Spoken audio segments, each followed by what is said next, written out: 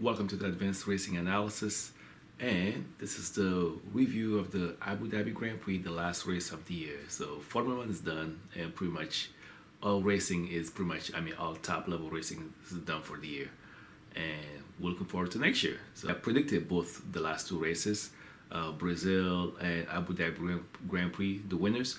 And so what can I say? F1 is very predictable. Last year, before the Abu Dhabi Grand Prix, Will Smith and Lewis Hamilton made a video where Will Smith kidnapped Lewis Hamilton, and one of his line was that Lewis Hamilton already won the championship, so he should leave, the rest of everybody else to get some glory. So this is what all the other drivers might feel this time around. Lewis Hamilton already won the championship. He really has nothing to gain, but he's still pushing. So he still pushed even in the qualifying and for first. Verstappen, he's where he should be. I predict him to be second. But Alex Albon, he was sixth. So next year, his results will not do. This year, it's fine. He's still more consistent than Pierre Gasly was. Fifth and sixth, yeah. But next year, that won't do. And even for this race, I didn't think it was enough. So he should be closer to Verstappen. So third would have been better. Fourth, even fifth. If he beats Sebastian Vettel, that would have done. But he didn't manage to do that, and so he's just putting the car where it's supposed to be, just in the top six. That's everybody knows that's where it's supposed to be, but he needs to eke out more results. So next year that will not do. I don't know. So I don't think that will do. He needs to be closer to Max Verstappen or even beat him. So next year he will need to grab podiums. He will need podiums, and even or even a win would, but if the car's up to it. But he definitely would need podiums for next year, especially if Verstappen is grabbing them. Charles Leclerc showed a clear pace advantage over Sebastian Vettel. So right now he's clear. So this season we know he's clearly faster. Even in this race he was clearly faster. And Sebastian Vettel, I'm not sure if this was the same Sebastian Vettel. I don't know.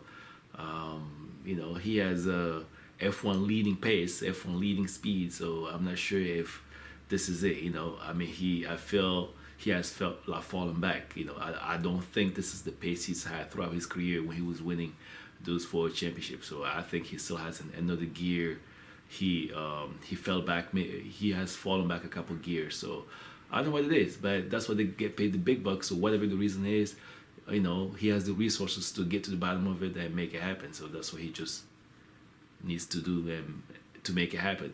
But rumors that Lewis Hamilton might be going to Ferrari, that they might want him. So if they want him, chances are Vettel will be the one to be out. So I don't know where he will go if he left Ferrari. I really don't know where he will go. Would Red Bull still might want him? Unlikely if they still have Max Verstappen. And even without Verstappen, would they still will they want him? They might be looking at the young guy. Bottas has good racecraft, so he almost was in the podium. It didn't happen, but he almost was there. He beat Sebastian Vettel. But then again, he's only performing like this without the pressure, because at the beginning of the season, when he and Lewis were neck and neck with 2 race wins apiece, it was everybody was looking, okay, what's the next move? Who's gonna strike next? But then it was Bottas never struck. Lewis won 4 straight races. That's when the pressure was on, when they were both at 2 races apiece, and then Lewis had those 4 straight wins, and the championship was over. So, but that was the pressure. So that was when the pressure was on, and after that, there was, it was over, and now there's no pressure. So next year, maybe you might see Valtteri 3.0. But the only thing is that as he keeps reinventing himself and wanting to do more, the only person he's energizing, he's really pushing for is Lewis Hamilton, because that's a threat to Lewis Hamilton. So Lewis Hamilton is the one taking it as a challenge. And yeah, it's a tough task to take on Lewis Hamilton, and that's what he needs to do. Lando Norris was 8th and Carlos Sainz 10th. And at the beginning of the race, you can see that the McLaren had almost similar pace to the Red Bull, but it didn't quite get the same results. But I feel it has the same pace, straight line acceleration as the Red Bull. So they need to do more development to get maybe in cornering, or maybe the driver needs to step up the racecraft, the race pace, to keep to have better results. So next year, if they are at similar level, will they still be doing the same celebrating, or worse? What if they regress? Will they still be celebrating as much as they were doing this year? And I still don't understand why they're celebrating. So, but my only theory is that they are doing all the celebration for Netflix.